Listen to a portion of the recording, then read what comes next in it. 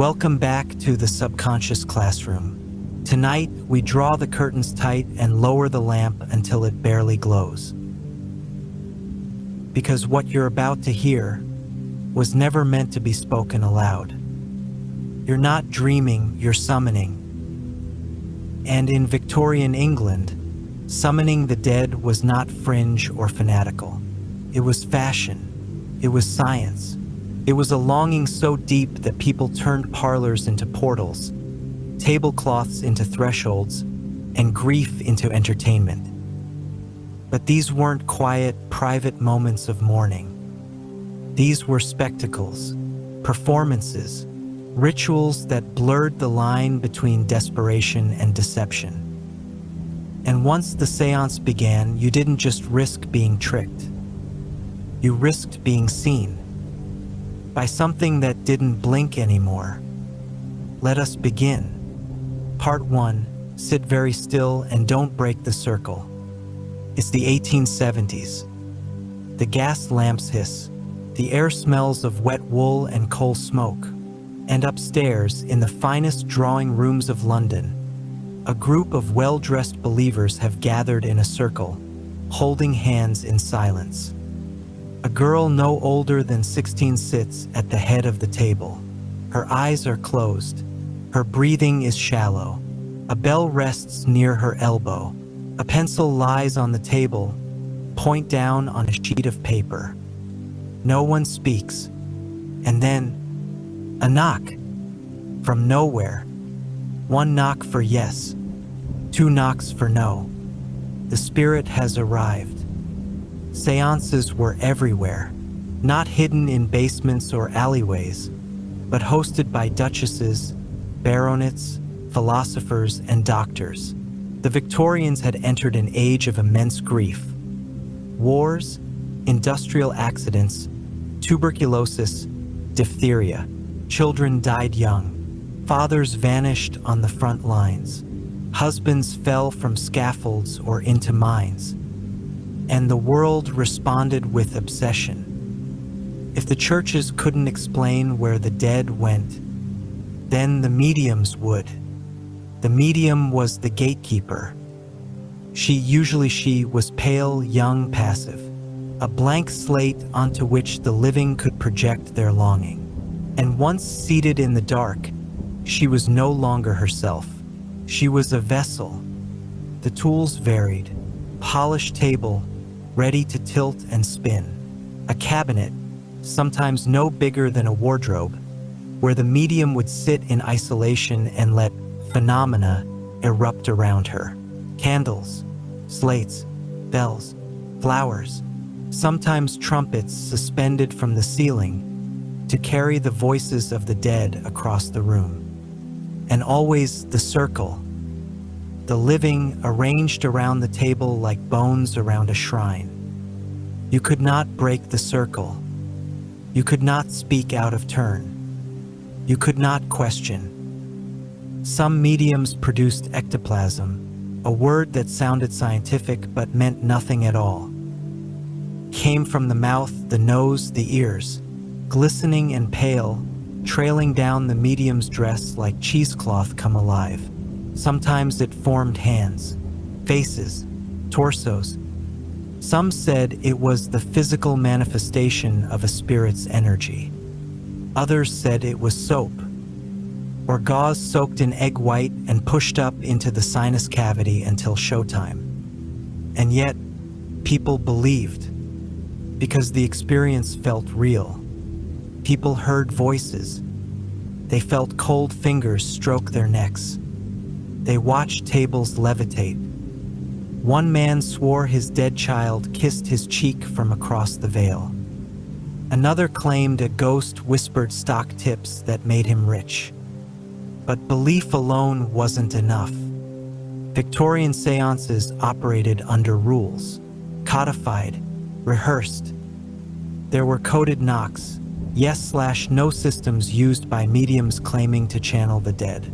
Each knock corresponded to a letter or emotion or specific person. Some mediums worked with spirit guides, imaginary beings who translated the dead's will into messages. Others used automatic writing, letting a pencil move across a page, supposedly guided by the hand of a ghost. The result? Sloppy cursive, broken grammar, cryptic warnings. You were never quite sure if the voice speaking through the medium was who they claimed to be. But that uncertainty? It only deepened the allure. These weren't back-alley parlor tricks anymore. Seances had gone mainstream.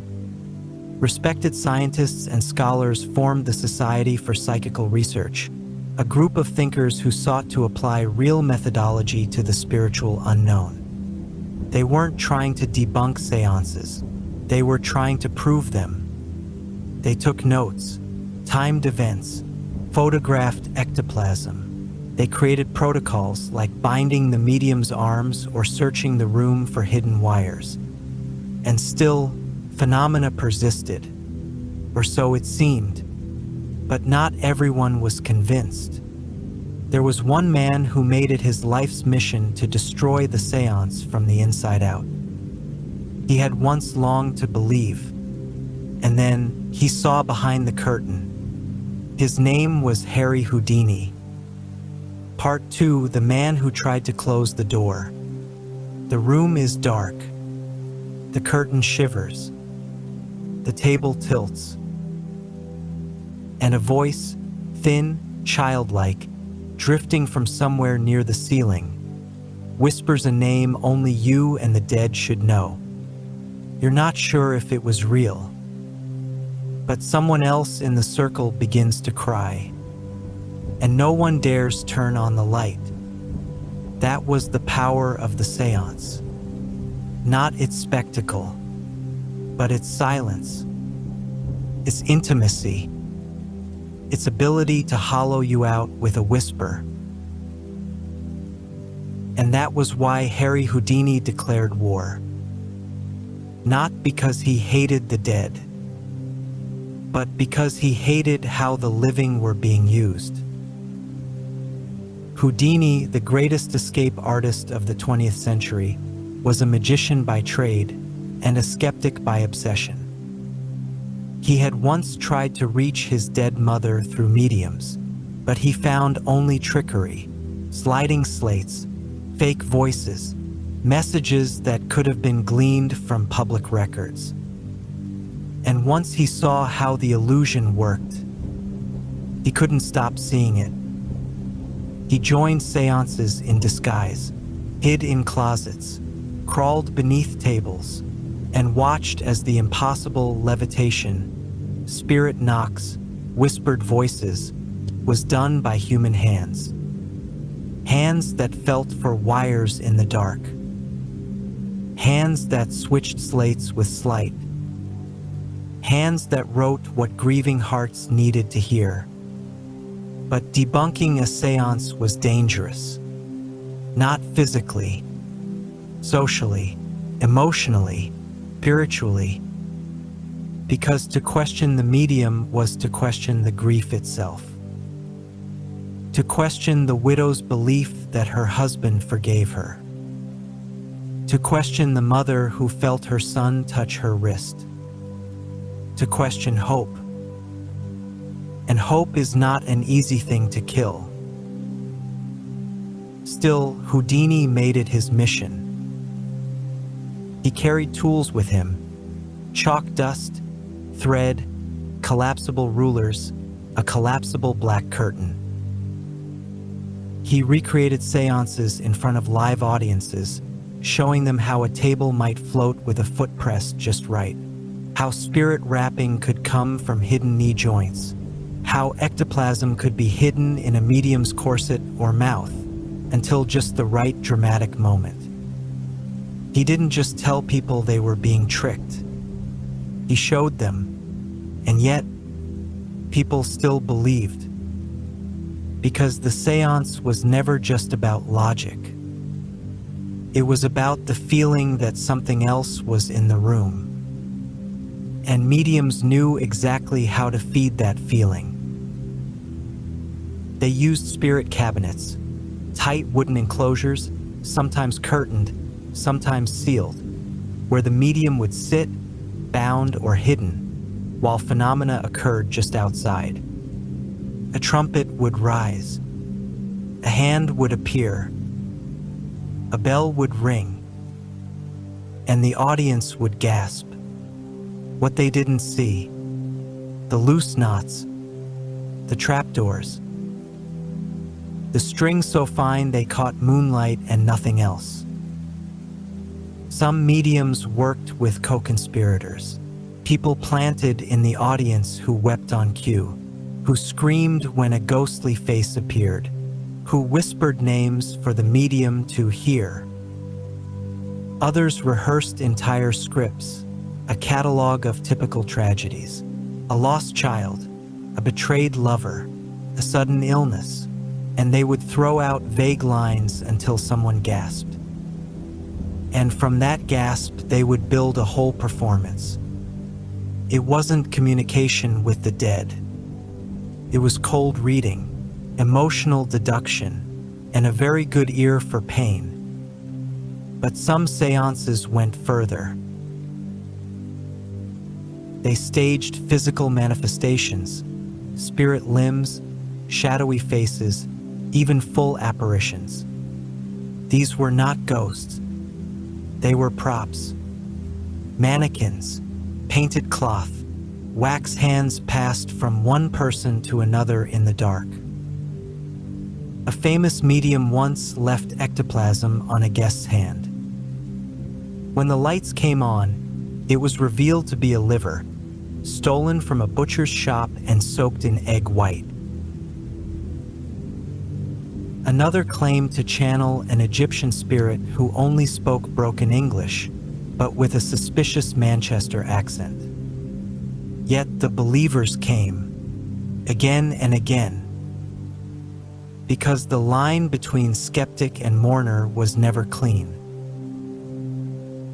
Even Houdini made a pact with his wife, that if he died first, he would try to contact her from beyond. He created a code word known only to the two of them. After his death, seances were held in secret and in public. His wife waited, and waited, and after 10 years of silence, she announced the truth. Houdini did not come through, but the silence didn't end the seances. Because for every debunker, there were 10 more believers. Doctors, scientists, clergymen, men who believed that life after death was a matter of measurement, that if a soul existed, it had weight, that if spirits spoke, they could be recorded. And soon, new technology entered the seance. Cameras, microphones, wax molds, devices built not to fake the paranormal, but to capture it. To trap a ghost like sound in a jar. To measure grief like temperature in a room. The Society for Psychical Research built archives, filed testimonies, photographed seances. Some of those photos still exist. Women in lace veils with glowing faces behind them, floating trumpets, mist in the shape of hands. All likely hoaxes, all believed. Because in a world filled with orphans and widows and wars and plagues, a whisper from the other side was worth any price. Even if it was a lie, you could not survive a Victorian séance. Not because the ghost was real, but because the grief was. And grief never needed proof to open the door. Part 3, the darkness was carefully designed. It always began the same way. A table, a circle, a hush. And then, slowly, deliberately, the gaslight dimmed. Not all the way, just enough to let shadows gather in the corners. Because a Victorian séance didn't rely on belief alone. It relied on environment, a stage built from darkness, a script written in silence, a set designed to make you feel before you thought. You were not invited into truth. You were invited into a performance. And the longer you sat there, the more real it became. The room was always too warm. The fire had been stoked. The windows were shut. The scent of rose oil, myrrh, or burning laurel clung to the air like perfume in sickness. The chairs were narrow and hard. Your knees touched the person beside you. Your hands were clasped too tightly. No one moved, not even to wipe a tear. You couldn't tell if you were sweating from grief or heat. And that confusion, that was by design. Mediums understood how to manipulate your senses. Sight was denied. Smell was overwhelmed. Touch was unreliable. And sound was sacred. Every scrape of the table, every breath the medium took, every faint creak in the walls, all of it became meaningful. If a trumpet wobbled in the dark, it was a spirit. If a bell rang, it was a child from beyond. If a gust of wind lifted your sleeve, it was your dead husband. And if something touched your hand, you did not speak, you felt. Sometimes seances involved music. A piano played softly in the next room. A mournful melody repeated again and again until time collapsed and all that remained was rhythm. It wasn't background noise. It was entrainment, the sinking of your heart, your breath, your belief to something outside yourself. The same way you might rock a child to sleep or march an army into battle. The music guided you into the liminal space, just past reason, just before dream. Even breathing was choreographed. The medium would begin to exhale slowly, audible, rhythmic. Her breath would deepen, as if she were descending into trance. Sometimes she would moan softly or tremble. You were expected to mirror her stillness, to quiet your own breathing, to lean in. This moment, this prelude, wasn't for the ghost. It was for you, to prime your imagination, to erode your suspicion, to place your body into a suggestible, pliable state, so that when the first knock came, it wouldn't feel like a trick. It would feel like a response. Then came the phenomena, a draft from nowhere, curtain that moved, a hand on your shoulder. You didn't see it, but you felt it. And if you cried out, others did too. Because sensations, like beliefs, are contagious. One person gasps and suddenly everyone is breathing harder. One person weeps and the circle ripples with mourning. The seance became a shared hallucination, a perfectly constructed collective surrender. And the more you surrendered, the more it worked. Some mediums enhanced the effect with props. Slate writing, where messages would appear between two sealed boards. Spirit photography, where ghostly images would be captured in long exposure. Or trumpets suspended on wires, made to spin and moan in the dark. You weren't supposed to understand how it worked. You weren't supposed to ask. To question was to insult the spirit. To touch the trumpet was to break the spell. To stand up was to end the communion. The price of the miracle was silence. But even in silence, you felt watched. Because the room was not empty. Even if the ghost never came. Even if the knock never knocked, even if the bell never rang, you still felt it. Presence. Whether conjured from grief or smoke, it lingered. And once it was there, it didn't always leave. That was the trick no one explained. That the seance didn't end when the table stilled. It ended when you could finally sleep again. And some people never did. You could not survive a Victorian séance. Not because it was dangerous in body, but because it trespassed in mind.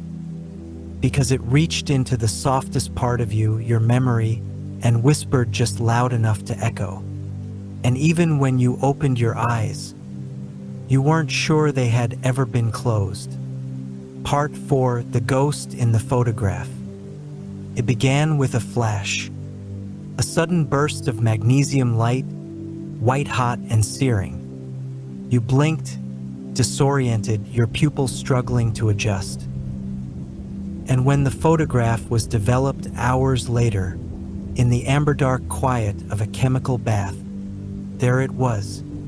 Faint hand, pale, translucent face, floating just above your shoulder, smiling, looking back.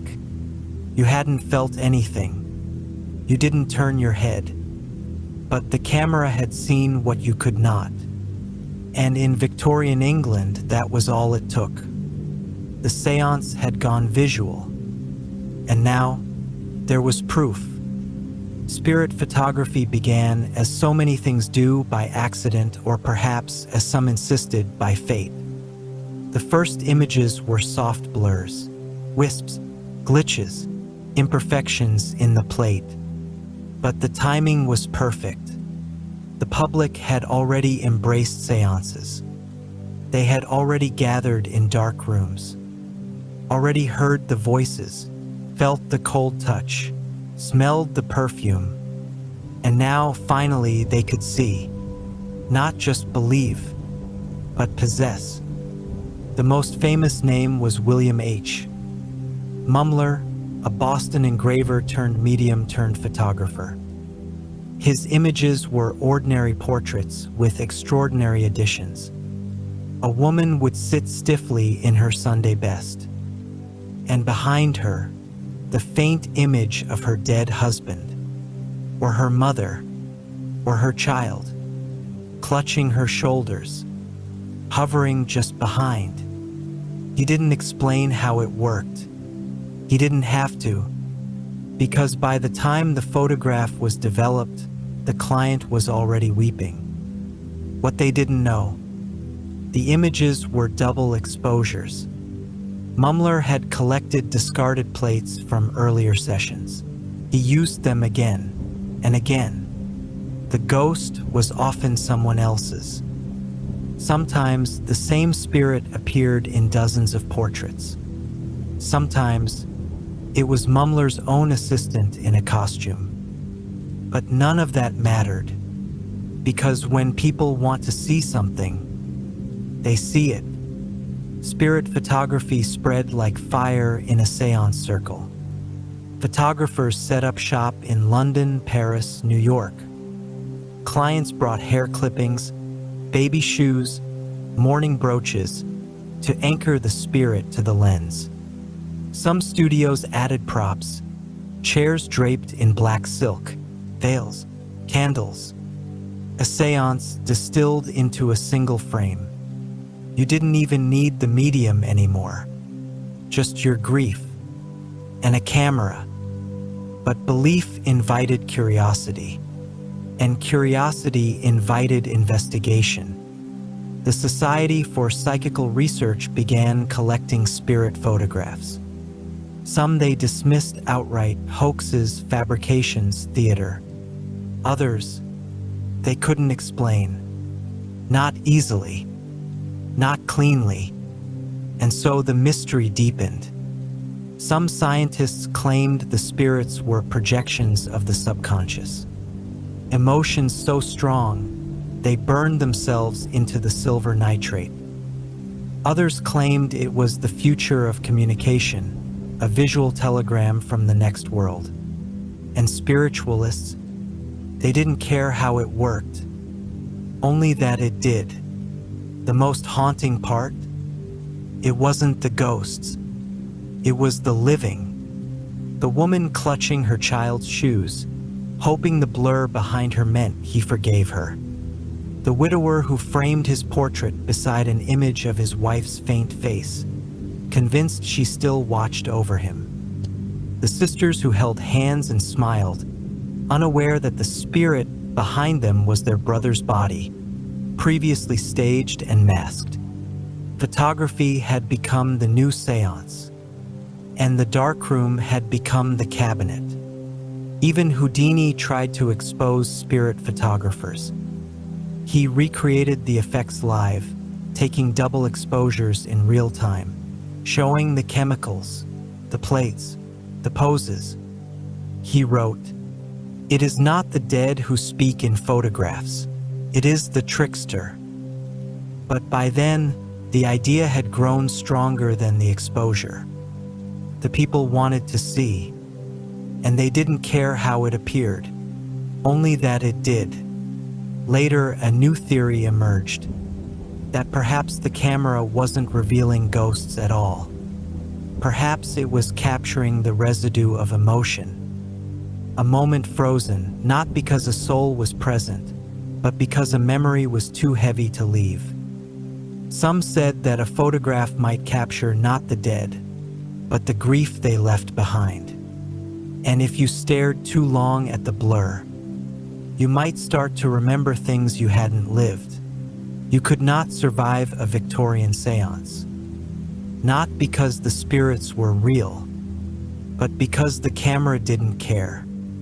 It showed you what was there, or what you feared was there, or what you most desperately wished would return. And the longer you stared, the more the image stared back. Part 5, the stage became the spirit world. Once upon a time, the dead were summoned in whispers, in private rooms, behind drawn curtains, in the hush of gaslight and grief. But the séance didn't stay quiet. It grew louder, brighter, larger. By the end of the 19th century, the ghosts had gone public. They were on stage, and belief had become a spectacle. Across Britain and America, a new kind of spiritual experience began to take shape: the ghost show. Part magic act, par séance, part religious revival. No longer confined to private parlors, these performances were held in theaters, lecture halls, and opera houses.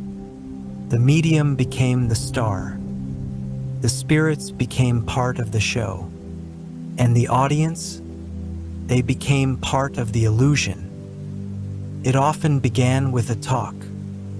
A medium would take the stage, framed by curtains or a black-draped cabinet, and explain their gifts. Some claimed they were born thin-veiled, sensitive to the spirit world. Others claimed they had died once and returned. Some referenced electrical currents, magnetic waves, ether vibrations. The language changed, but the message remained. I can take you there. I can bring them back. Then came the demonstration. Lights dimmed. Audience instructed to stay silent. A trumpet floated above the crowd, spinning and humming with spectral voices. Raps echoed from stage corners. Disembodied hands reached from behind curtains. Flowers appeared. Jewelry materialized. Photographs dropped from the ceiling. It was theater, but charged with emotion. Because somewhere in the crowd, someone was mourning. And that someone believed the show wasn't a trick. It was a reunion. One of the most famous spirit performers was Eusapia Palladino, an Italian medium known for bold, messy, and often chaotic public seances. She demanded dim lighting and absolute control over seating. Tables floated.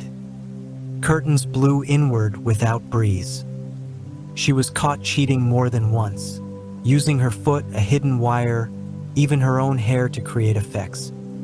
And yet, scientists kept studying her, because no matter how many times she was exposed, something unexplainable always seemed to remain. A feeling, a shiver, presence. Other performers leaned into theatricality.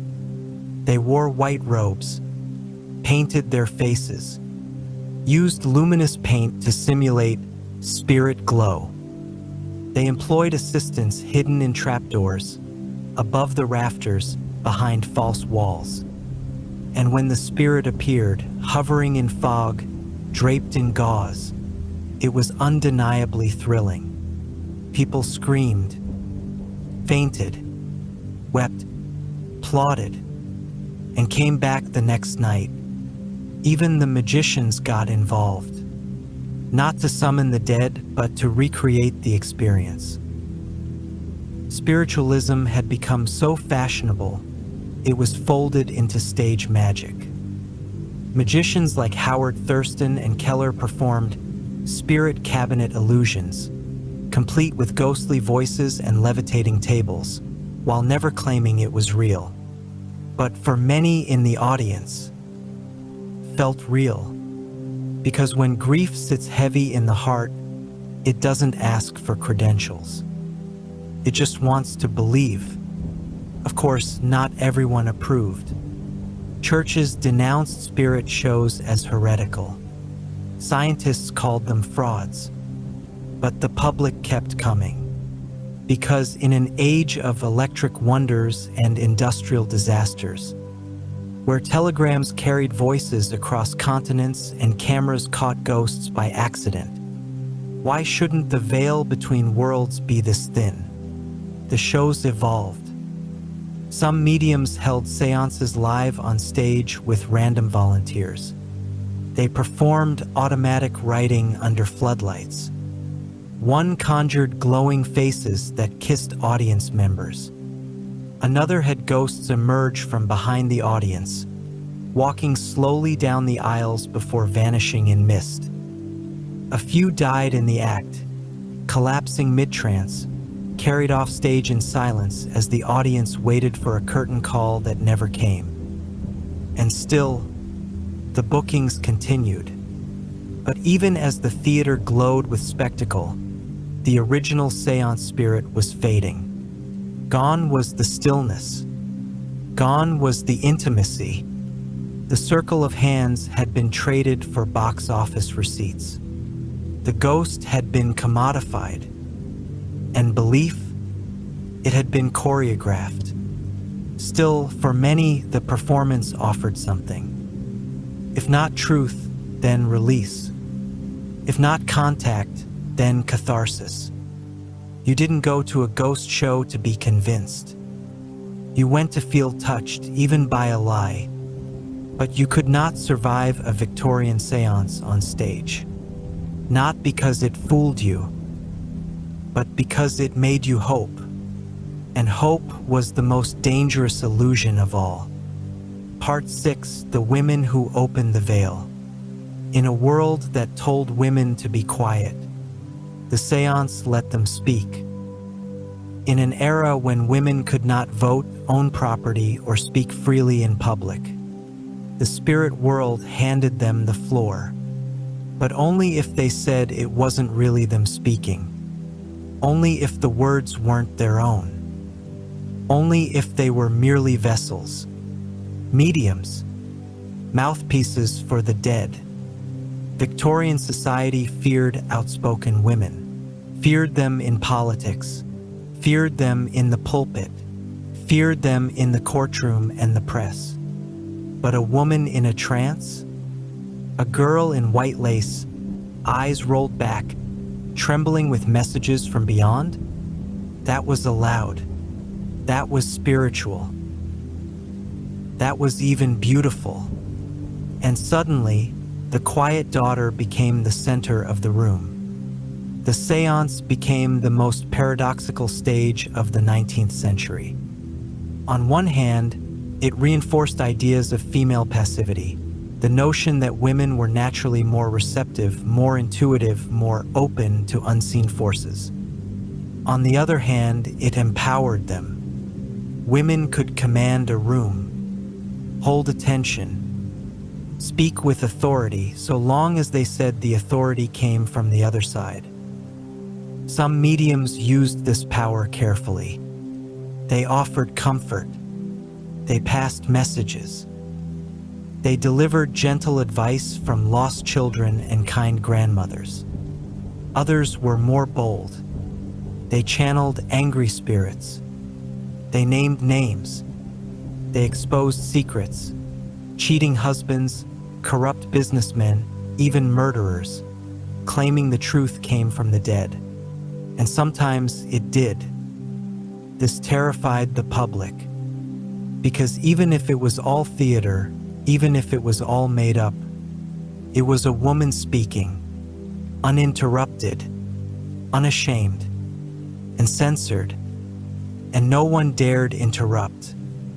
Not when the air had gone cold, not when the trumpet was rising, not when the candle flickered and the table began to shake.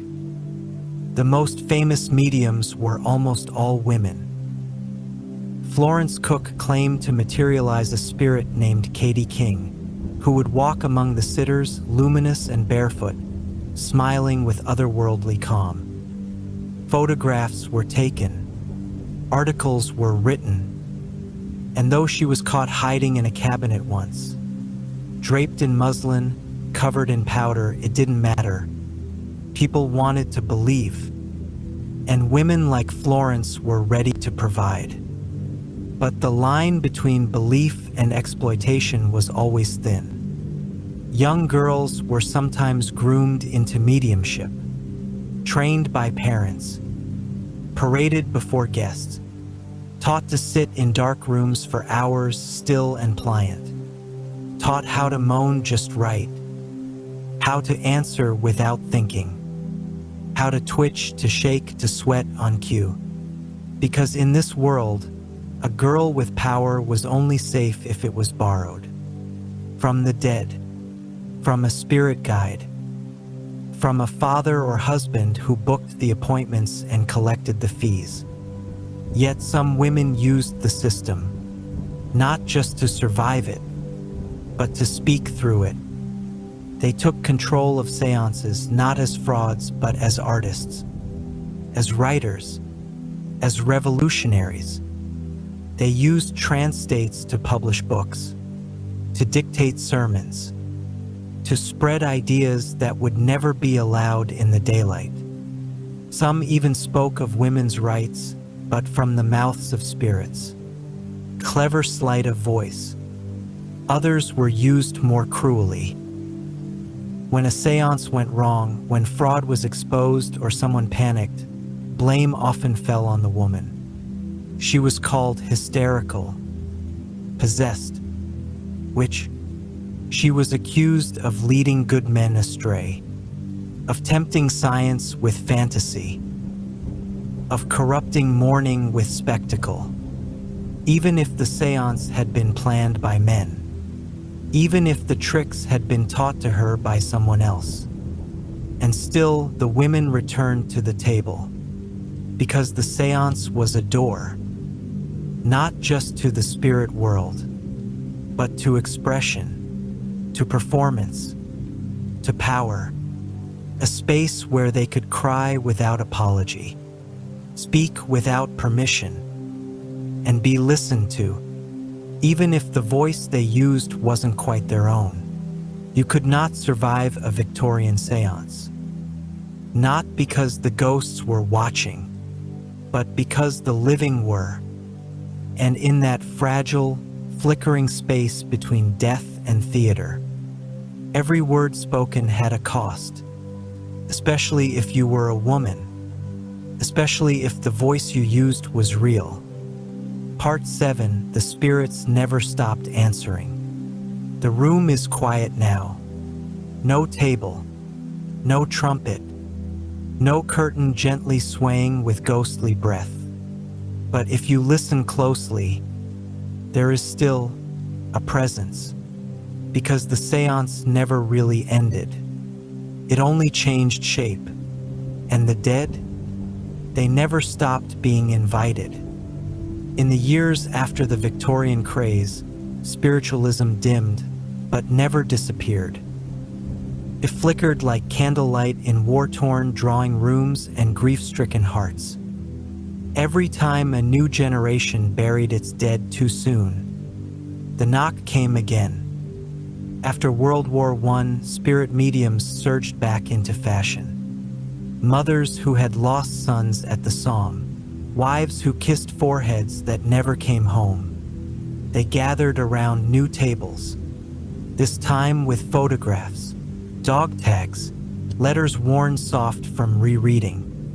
They didn't ask for spectacle, only for one more moment, one more whisper, one more glimpse. And mediums, real or not, answered. The Society for Psychical Research kept investigating. Tapes were made, recordings analyzed, transcripts filed. They wanted proof, still do, because if even one ghost story is true, then none of us are truly alone. Even Harry Houdini, the debunker of debunkers, never gave up completely. He built secret codes, locked phrases, instructions to his wife about what to listen for after his death. She waited for 10 years. No message came. And yet, every Halloween someone still tries. Today, the séance has moved online. It flickers in TikToks and YouTube spirit boxes. It echoes in ghost hunting shows and EVP scans and doorbell cams that catch shadows. People still sit in circles, even if they're lit by LED ring lights now. They still whisper names into dark rooms. Still ask the same questions Victorians once begged through trumpet and slate. Are you there? Do you hear me? Do you forgive me? And just like then, the answers don't always come. But the silence, it always says enough. Because the séance was never really about ghosts. It was about longing, a hunger to undo the moment someone disappeared, a refusal to believe that silence is all we have left. And that is why you could not survive a Victorian séance. Because you would believe it, even if you knew it was fake. Even if you saw the string, felt the wire, recognized the actress behind the gauze, your heart would still leap at the sound of your mother's name. Your fingers would still tremble when the trumpet spun. And the part of you that missed someone most would not care how the miracle happened, only that it did. The dead are not gone. They are remembered, projected, performed, repeated, not by spirits, perhaps, but by us. We are the ones who knock now. We are the ones who raise them, not through magic, but memory. So as you sit there in the quiet of your room, as the screen dims and your breath slows, know this: the séance is not over. It never was. Because once you opened the door, you didn't get to decide who came through.